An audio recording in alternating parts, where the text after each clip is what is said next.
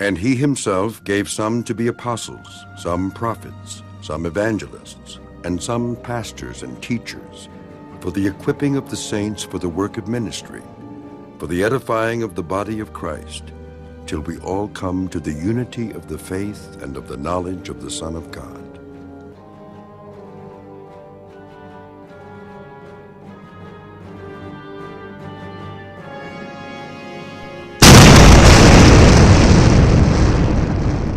The revelation of Jesus Christ.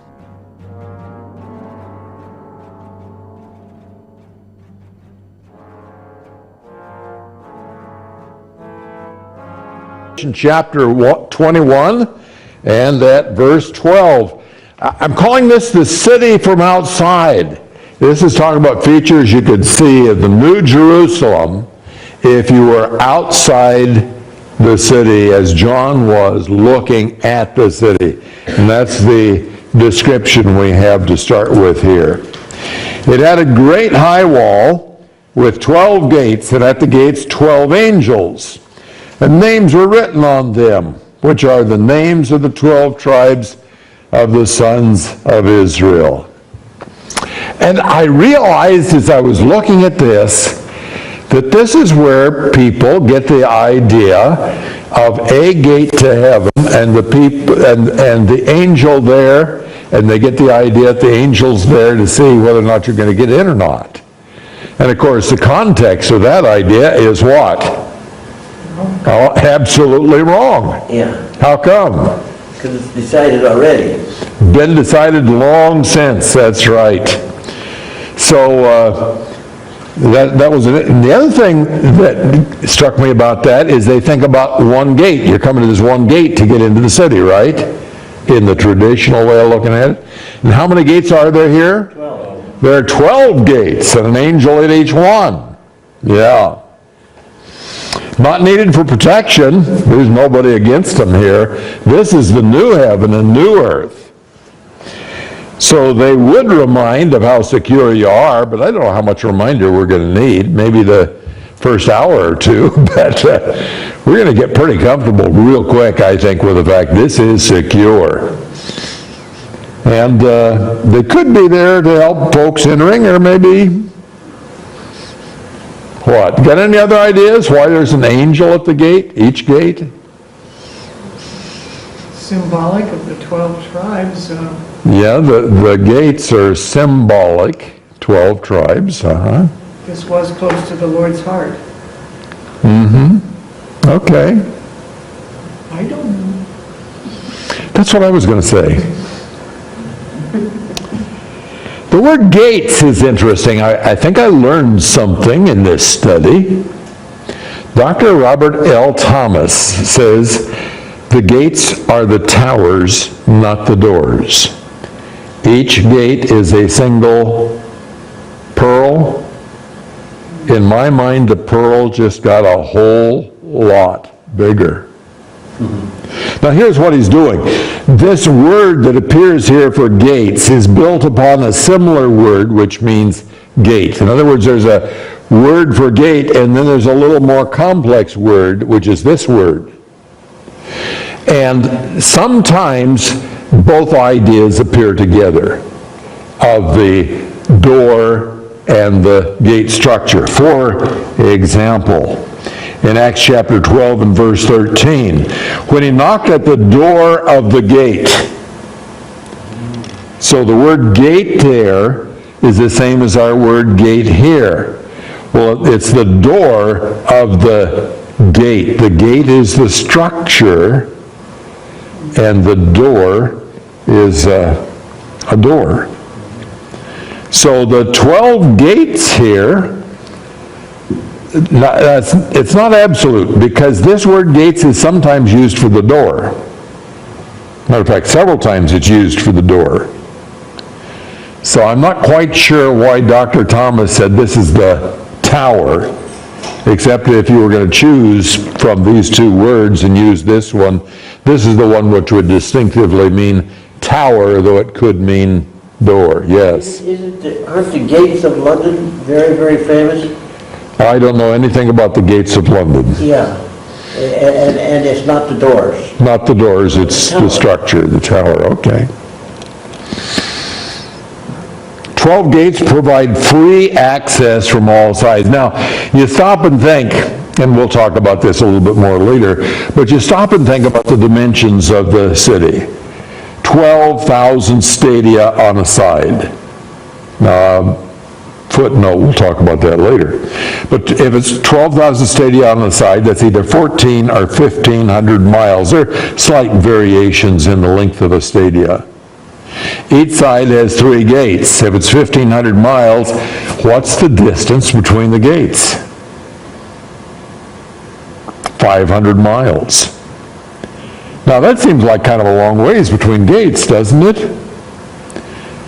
But it may be that travel's a whole lot easier and a whole lot faster, and you just don't have to worry about how far the gates are apart. There are names written on the gates of the city, and they are the tribes of Israel. It's interesting, though, that the names written are not told us. In other words, what's on the first gate, what's on the second gate. Is one of the names Paul? Or is it Matthias? We're not told that. We don't have that kind of information here. But there are other things here. There were names written for the stones on the high priest's breastplate, and there were 12 of those, and they represented the 12 tribes of Israel. And so they tell us of Israel's distinctive role. National Israel had looked for a city since the time of Abraham. He looked for a city whose maker, builder, and foundations are God. Yeah. He looked for a city. He'd been looking for a city. This would be the city he was looking for. The one he made. And the entrance to the city was provided by, any guesses? Jesus Christ at the cross. That's the only way any of us gets into that city, right? I wouldn't be going there apart from Jesus Christ and what he did. Neither would you. None of us would be. The name of the city connects with Israel's historic role as a nation. What's the name of the city? It's the New Jerusalem. What's Jerusalem been all these years since the day of David? It's been the capital city of the nation of Israel. And I realize that there's a lot of debate over that over there now. I'm not discounting that, but it's really tied to Israel, Jerusalem is. And so these 12 names representing the 12 tribes certainly are tying this city to Israel. Now in verse 13, Revelation 21:13, there were 3 gates on the east, and 3 gates on the north, and 3 gates on the south, and 3 gates on the west. So one thing is real clear here that you might not notice right away is there's still north, south, east, and west in the new earth. There are directions, and there are 3 on each side. The Greek word that comes through here on the east side is the word apa, which means away from. And it means that as you view from the east side, there are 3 gates. When you view from the west side, there are 3 gates, and so forth. The first side is the east side. Now that was the first side in the encampment of Israel in the wilderness. You remember they had assigned places. And the first side was on the east side, and the tribe of Judah was the first tribe, and then they would go in succession around to the south side and the west side and the north side. There were 3 tribes on each side of the tabernacle in the wilderness, and here we have the names of 3 tribes on each side of the city in the New Jerusalem. The first tribes in the wilderness were Judah, Issachar, and Zebulun. Judah, Issachar, and Zebulun. The first tribes in Ezekiel, now what do I mean in Ezekiel? When you're looking at chapters 40 through 48 in Ezekiel, you're looking at the millennial time. And you're looking at gates of the city. And gates of the city of Jerusalem in the millennial time, the first gates are Joseph, Benjamin, and Dan. Totally different. And the tribes continued clockwise all around the tabernacle in the wilderness. We just talked about that, started on the east. And when I say clockwise, if I'm turned this way, the direction the clock runs, if you were looking down from the sky on the encampment of Israel, that was the direction of the tribes, 1st, 2nd, 3rd, 4th, and so forth. These gates are seen counterclockwise, east to north, then straight across, north to south, and then clockwise, south to west. The way they're enumerated for us here. Why is it that way? I don't know. Some translations have changed the order of the gates so that they go all the way around clockwise. They like that better. There's no authority for that. It is not based upon objective fact, but somebody thought, you know, we ought to clean this up. We'll make this regular around here from the beginning to the end in a clockwise fashion. The gates in Ezekiel were from north and continue clockwise. The first tribe in Ezekiel is Reuben, then Judah, and Levi. We don't know where each tribe is found in this new Jerusalem. We know the 12 names are there. We know they're on the 4 sides, 3 on each side, but which tribe is where, we don't know. Some commentaries want to say, well, it's in the same order as in Numbers, of course. And others say, well, it's in the same order as in Ezekiel, of course. Then cooler heads say, we don't know. God hasn't chosen to tell us that. Verse 14. And the wall of the city had 12 foundation stones, and on them were the 12 names of the 12 apostles of the Lamb. Now, in those days, cities always had walls. And those city walls were for protection against enemies. These walls don't have anything to do with protection against enemies because there aren't any enemies. Don't need them for that purpose. But they may remind us of how secure we are just to have. It's an impressive wall, any way you look at it. I mean, how long is the Wall of China? Somebody tell us. You've been there. Over 3,000 miles. 3,000 miles? Well, this then would be 6,000 miles. Longer by twice than the Great Wall of China. So that's an impressive wall. And how wide is the Wall of China? The part we run was about 20 feet wide. About 20 feet wide? Yeah. Well, we're not too sure about this one. We'll talk about it in a minute. But it gives a dimension. We're not sure if it's the height or the width of the wall. We'll talk about that. Do you notice about Israel and the church here? Israel is represented by the gates. The church is represented by the foundations, and they are not blended together. Israel has not become the church. Church has not become Israel.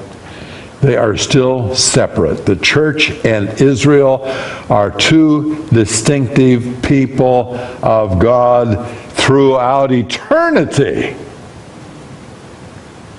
So I think it's safe to say that there are two distinctive people of God still today. In God's program, he has two people. He has Israel and he has his church. And that distinction is going to continue on into the future. 12 foundations. Christ made the same distinction between the church and Israel, Matthew 19:28. And Jesus said to them, truly I say to you, that you who have followed me in the regeneration, when the Son of Man will sit on his glorious throne, you also shall sit upon 12 thrones, judging the 12 tribes of Israel. Who's he talking to? He's talking to the 12 apostles of the church. Who are they going to be judging? They're going to be judging the 12 tribes of Israel. Jesus Christ made the distinction between the church and Israel, two separate entities. Now, I don't know about this one. Dr. Thomas again says, having foundation suggests that the city rests on the earth instead of being suspended above it. I think what you said, resting upon the Lord Jesus Christ. Yeah, I don't see anything in this text that really does that. We think of a foundation as being founded in the dirt, right? But you can see all 12 of these foundations. If they're layered, even the bottom layer can still be seen. That skyscraper in San Francisco isn't on bedrock. No. So it's leaning. Yeah, it's sinking too. So we're on the solid rock. Yes. There you go. But I just give you that for an opinion, because frankly, Dr. Thomas was the one who taught me, and he didn't teach me everything he knew. So it may very well be that he's right about this, but I just lay it out there as his idea. God hung the earth and hung the earth out here. He can put the new city where he wants, and it's going to be in a perfect place. That's right. And just because it's a foundation, that's what's under it, but where is what's under it? Is it on the earth, or is it suspended above the earth? There's another whole thought in my mind which doesn't mean anything. You'd think I'd keep my mouth closed after that, wouldn't you? I see that look. But a city that size hung on one side of the earth, do you think it'd wobble? But that is this creation. And we don't know about the physics of the new creation. We don't know what God's doing with that. We don't even know the earth spins in the new creation. I mean, we expect that because that's what we know. But, you know, everything's new. Two ideas about the foundation. If there are 12 foundations, one is that they are layered. Layer 1, layer 2, layer 3, layer 4, up until you get to the city walls. The other idea is that they are segmented. And as you go around the city, there are 12 gates, and there are 12 different stone monoliths as you go around. So if you are by the gate in front of Judah, the gate which is named Judah, if you're there, then there would be 500 miles of the stone that is representative of Judah. So as you approach the city from the side looking at that gate, you'd be looking at 500 miles of whatever that stone is, a massive stone. That's a big rock. So, is it segmented or is it layered? Again, somebody I respect very highly says it's probably not layered because that's not practical. But I'd feel better if he'd explained why it's not practical. And he didn't. And in my mind, why not? God wants to make it layered? Fine by me. So, there are 12 foundations. Each one's a different kind of stone. Except that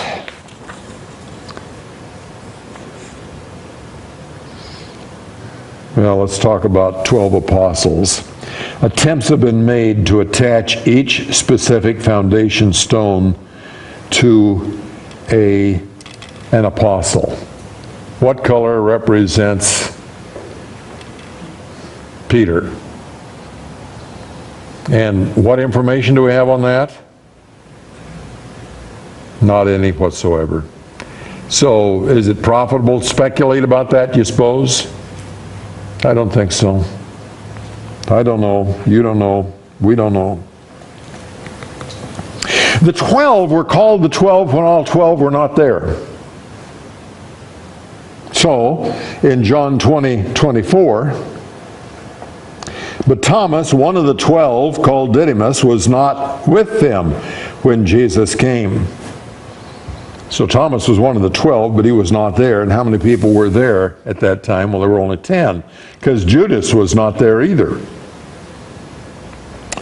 But nonetheless, we are told that 12 apostles are named here, and probably it's very specific to the 12.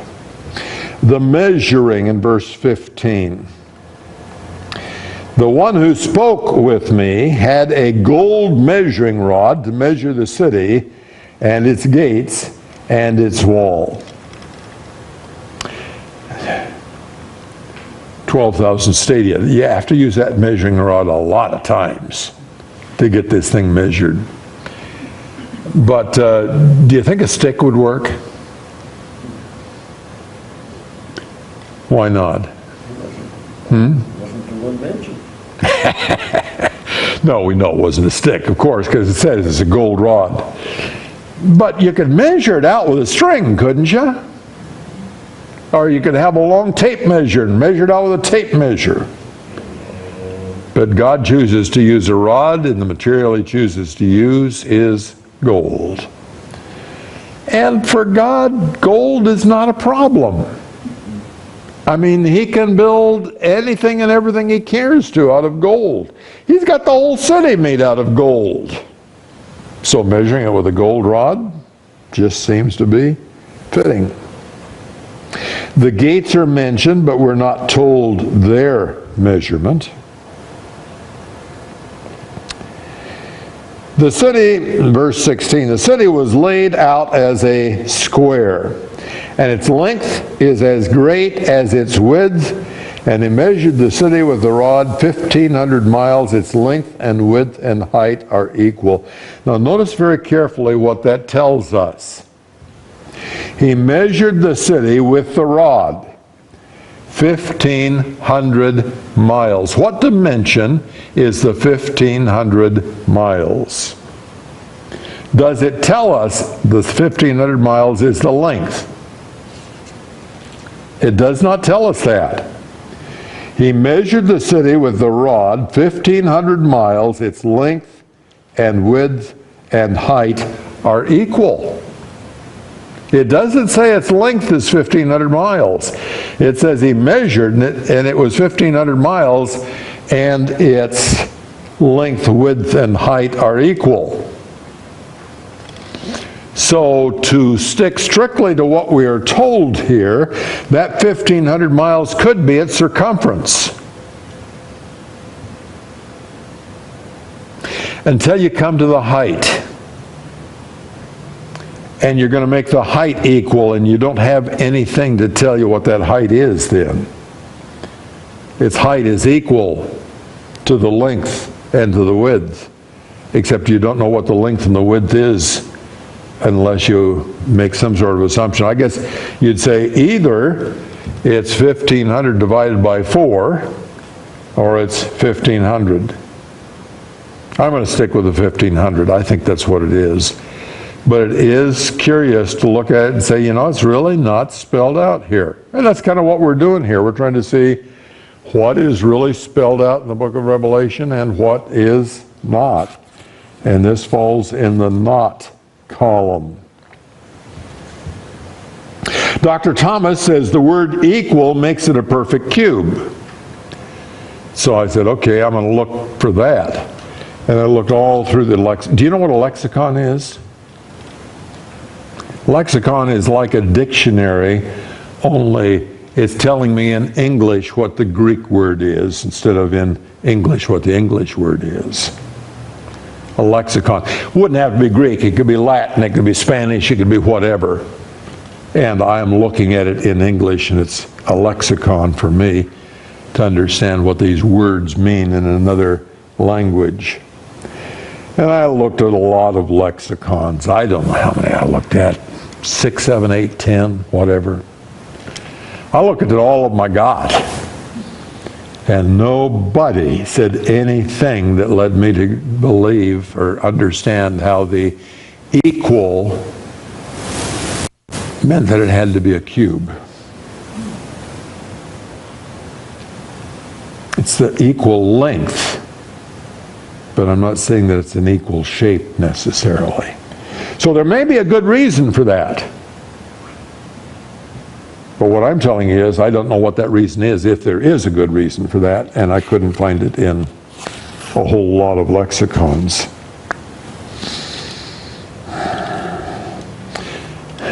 One thing that kind of leans me in the direction of a cube, though, is the Holy of Holies. What was the Holy of Holies? It was the place of the residence of God. Okay, let's be careful. We're understanding that. God is omnipresent. He's not limited to any room or any temple or any city or even to the universe. But he chose to manifest himself in the Holy of Holies. And the Holy of Holies is a cube. Same length and width and height. And since the New Jerusalem is in effect the temple, because there's no temple in it, it's the place of God's particular manifestation. It's the place that is brilliant with his glory all through. I don't think there's a dark place in the entire city. I'm thinking that probably the fact that he chose to make the Holy of Holies a cube might be an indication that this future city would be a cube. Would it be okay for you to doubt that? Sure. Yeah, absolutely. And I won't argue about it.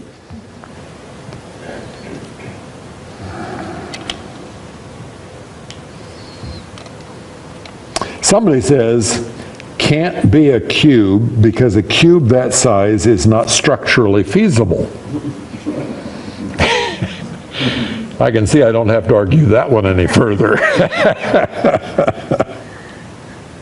But, I mean, there are people that write books. They're the experts, and they say things like this.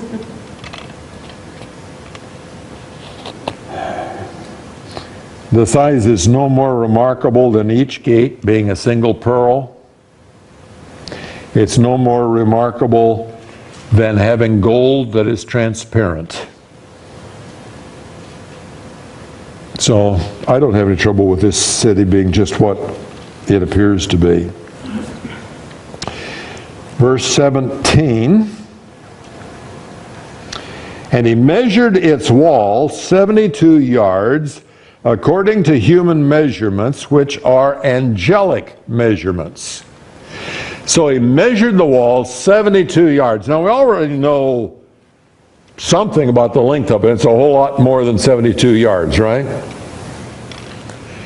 But we don't know whether the 72 yards here is the height of the wall or the breadth of the wall.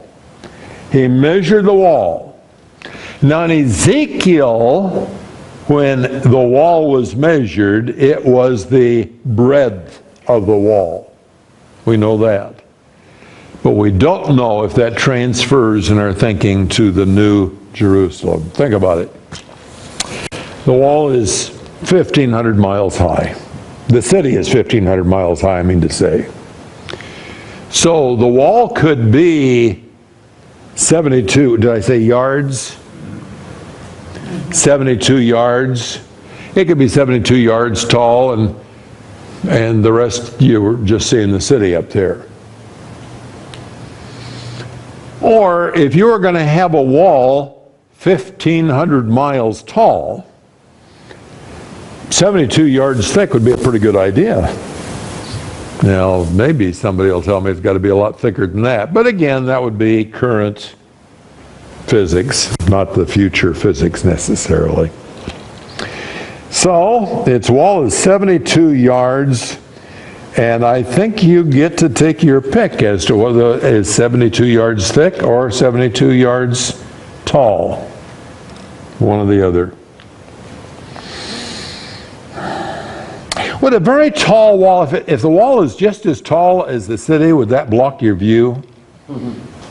Inside the city and you can't see the rest of God's creation? What do you think? How do we know? I'm going to think it's so beautiful inside that nobody's going to think about what's outside. I don't think there's going to be any imagination necessary about what's outside. Who cares? I can't even grasp all the beauty that I'm looking at right here inside the city. And angelic measurements. It tells us that the measurements are also angelic measurements. They're according to human measurements, which are also angelic measurements. And some people look at that and they say, so humans are the same size as angels. But all it's really telling us is that angels measured it, but when they measured, they used human measurements. How big the angel is not a subject in this text. Verse 8, we get to verse 18, we get to the building materials. The material of the wall was jasper, and the city was pure gold, like clear glass. The material, the word that's translated here, material, combines two words. A word for in and a word for assembly. In assembly, the material. You can see how that would maybe come out to be material if you work on it for a little while. But it also could give you the idea that it was set, maybe in a metal setting, and you had jasper set in metal all over the place. It could be a network of jasper set, and this in plus assembly could represent that that's the way it was, the jasper. The material of the wall was jasper. Jasper is the color that struck our attention when we got to chapter 4 and we saw the throne. John tells us about the throne. And there was jasper. The one on the throne looked like jasper. And then in verse 11 of our text, the glory of the city is like jasper. And yet here the whole city is gold. But if its wall on the outside is jasper and the gold is mostly on the inside, then the thing you would see, the glory of the city you would see from outside would be jasper. And the first foundation stone is jasper. And we don't know whether that's a segment or whether that is layers. But if it's layers, and if this thing is actually suspended above the earth, then if you were looking up, you would see a city that had 1,500 miles of foundation of jasper and the wall on the outside of jasper. So the appearance of the city would be jasper. That's what you'd be seeing. And the city was pure gold. We think of the fact that it has streets of pure gold, right? Not just the streets, folks. The city is pure gold. And it's gold like you've never seen.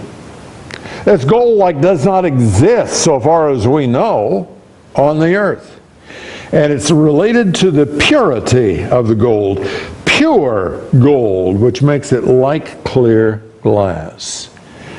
So, and I guess something that's transparent has to be reasonably pure, doesn't it? If it's not reasonably pure, you can't it isn't translucent. It doesn't shine through if you've got too much stuff in there. So maybe there's a different formulation of gold in the new creation. And this gold is, well, I know there is because it says so, doesn't it? It's gold and it's translucent, not like anything we know.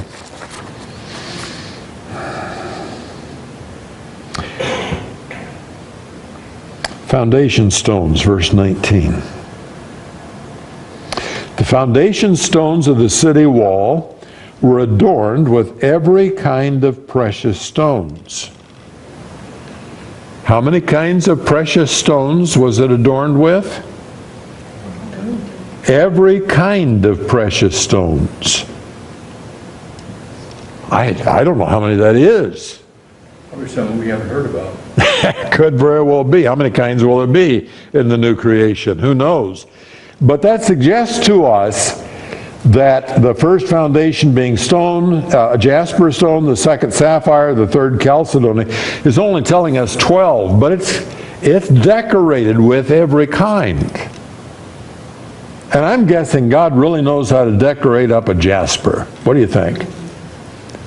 So you'd have this mass of jasper one way or the other, and it's decorated with every kind of jewel. It just boggles my mind to try to think of the beauty of the New Jerusalem. First foundation stone's not buried, is it? John can see it. 8 of the 12 kinds of stone mentioned in Revelation were found in the breastplate of the high priest. And the other 4 are words that are never used in the Septuagint translation, so we can't be sure whether they would have been also stones in the breastplate. Am I making any sense here? Septuagint translation is how you get a Greek equivalent for the Old Testament, right? Septuagint is 70. It was 70 scholars who were gathered together down in Egypt, Alexandria, and they made this translation from Hebrew into Greek. And it gives us a very ancient authority for what they regarded as the Greek equivalent of a Hebrew word. When you look at the Septuagint translation, 8 of these stones that are in the foundation, or are foundations, 8 of them are in the breastplate of the high priest. The other 4 are words that are never used in the Septuagint translation. If they had had those words, would they have been in the breastplate? We don't know. But it's possible that the breastplate, all 12 stones, had the same kinds of stones as the foundations. The stones in the breastplate of the high priest represented the 12 tribes of Israel. We're talking the foundation. The foundation's not talking about tribes. The foundation is talking about apostles. And yet the stones are largely, at least, the same colored stones as in the breastplate. And the breastplate was about the high priest being the only one who ever got to go in and have direct fellowship with God. Only once a year, only after a sacrifice, could he go in and have direct fellowship with God. When he went in, he wore this breastplate, and it had the 12 kinds of stones. But in the New Jerusalem, who gets to go in? Everybody. All the saints get to go in. And the stones are not on a breastplate of one guy going in. The stones are on the foundation of the whole city. Got a question. Okay. I know what most of them are. I don't know the one stone, the third stone. But jasper, what color was jasper? Now, I'm not even going to go into that. I think jasper is green. But I did not. The next verse has a whole bunch of stones there. Yeah, there are. And I read Dr. Thomas has comments about every one of those stones. And I'm not too sure about the stones. I don't even know if these stones are the same. I mean, gold's not the same as we know as gold. How do I know jasper is the same? Well, jasper is not transparent now, and it is there. Gold isn't either. Right. So I just said, there's that slide. Look at that. There are all those words.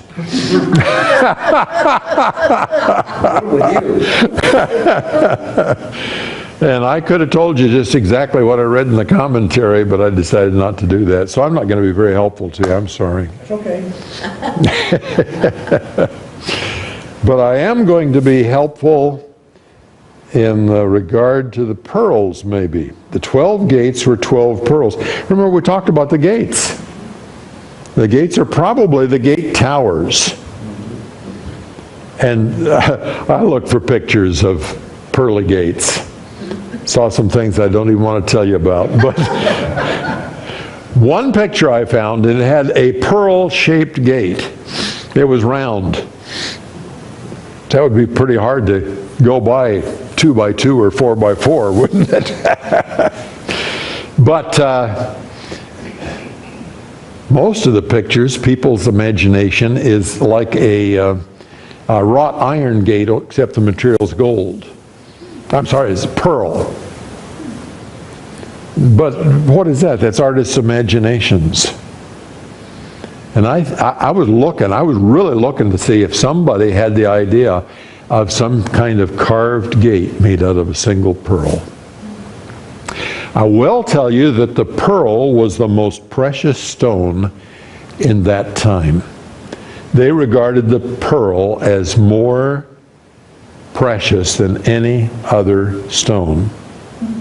And in India at that time, pearls were 3 times as expensive as gold. So at that time when they're saying gates of gold, they're talking just absolute max in terms of luxury of the gates of this city. Each one of the gates was a single pearl, and the streets of the city, the street, singular, of the city was pure gold. Singular street. So we don't know for sure. I've talked about this earlier in this series, and I talked about it maybe just being one street that kind of winds through the city.